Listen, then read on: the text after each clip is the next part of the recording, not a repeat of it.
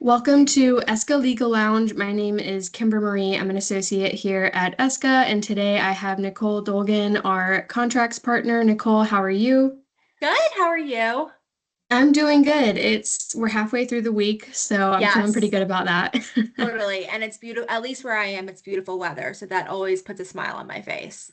Yes, the sun has finally come out, so I'm very happy about that. And I'm Yes. also excited about our subjects for today because you're going to Yep. be sharing some experiences you've had just in your legal career so far. And so to start, I would love to hear about the time you worked at Party City and Ellen, and just your favorite experiences that you had while working there. Sure. So my first experience in-house was when I worked for Ellen DeGeneres, which was Ellen's lifestyle brand. I was the director of business development and licensing there. So I had an in-house legal role because the CEO and myself were the only attorneys. So all of the agreements came through us and originated through us. And then I also was able to really kind of hone and learn about licensing through that role and that position. So I was there for 4.5 years, which was really exciting because she was one of the first celebrities to really put together a lifestyle brand, really based off of a licensing model. My experience prior to that was doing litigation at a firm. So this was completely new to me. And a question that I get from a lot of law students and young attorneys is how did you make that pivot? And I really just owe it back to law school because I think, you learn the most important skills in law school. It's the ability to issue spot, the ability to critically think, ability to write and speak persuasively and hone your arguments. And those skills are transferable anywhere. So whether I was doing litigation in front of a courtroom or speaking in front of a boardroom, the skills were the same. So I was there for 4.5 years, and we built out the brand in a variety of categories, which was really exciting because I got to kind of put my foot in apparel and fashion, footwear, furniture, pets, baby, because all of these different categories we sold and resonated with her at different price points, different distribution strategies. So I got a really kind of overarching understanding of retail and building out a brand from concept to product execution and development and the legal behind all of that. So it was really a very, very cool experience. And then when I became senior counsel over at Party City, I really wanted an experience that was more kind of corporate generalist in nature. Not that my work at Ellen was particularly specialized, but because the brand was built off a licensing model, that was really what I focused a lot of my time on. So at Party City, it was a very small, lean legal team, notwithstanding having so many stores and such an e-commerce presence, and at the time, a publicly traded company. So that afforded me the ability to work really closely with our general counsel, who was an incredible attorney, and touch every area of the business. So I worked closely with our procurement team, with our product team, with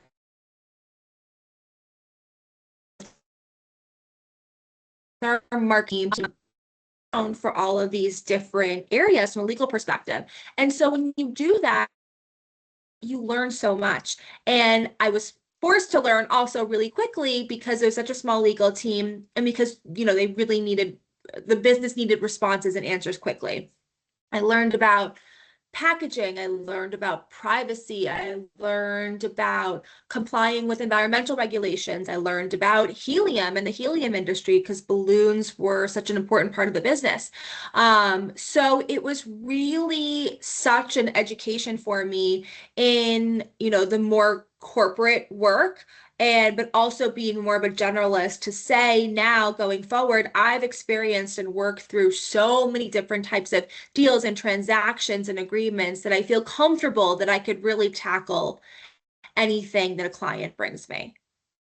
I love that. It sounds like you've had like a wide horizon of experiences. I do have a follow-up question on your time Yes. at Ellen. So when you Yeah. say licensing model, could you clarify exactly what you mean by that? You may have already kind of covered it in Yeah. your explanation, Sure. but yeah. So Ellen had her trademark and her intellectual property that she licensed out to different licensees who manufactured for us in different categories. So by way of example, she did bedding and bath.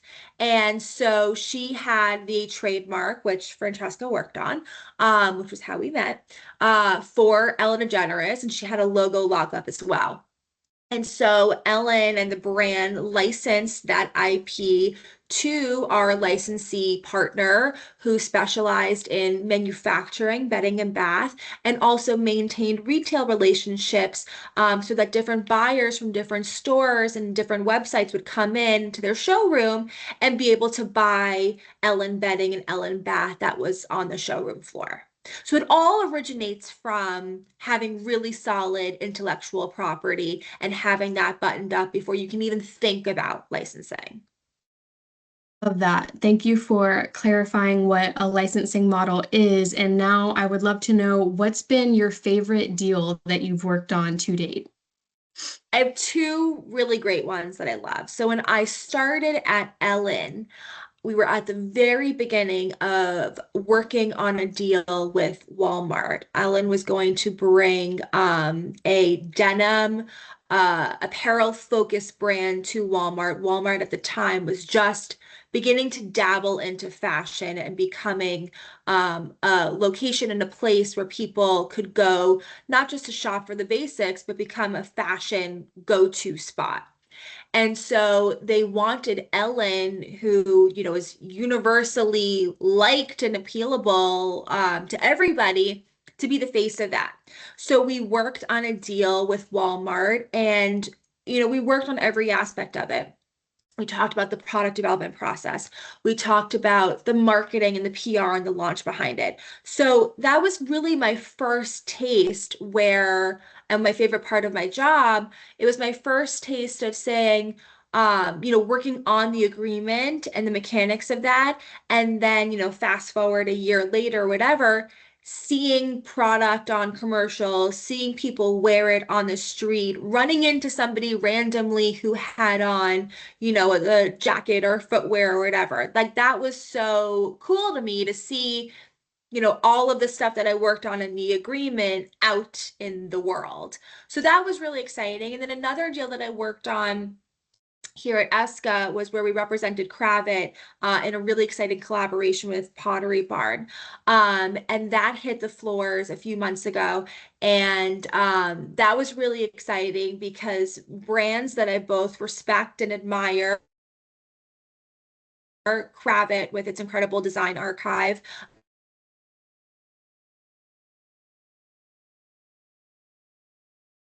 and Pottery Barn, which is a store. Um, so it was a really exciting collaboration. And again, I mean, you just texted me over the weekend a Yes. photo of it live, seeing physical product. And that's always really, really cool. So the undercurrent is like, I love working on these deals where I get to see it in the real world, in the wild later on.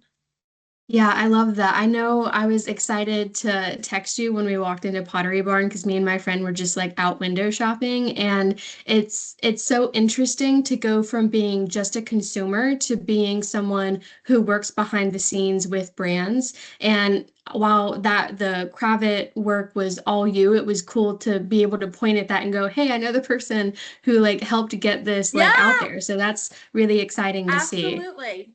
Yeah. Totally. And the last question I had for you, what would be what is a lesson that you want all your clients to know when it comes to licensing and intellectual property? I always tell my clients that legal should have a seat at the table really early. And while I'm happy, obviously, to work with clients if an issue arises or a problem or a dispute or whatever, But when a client is working with a partner in any way, shape, or form, I strongly believe that legal should have a seat at the table and not just be the recipient of business terms and paper that and get it back to me in an agreement.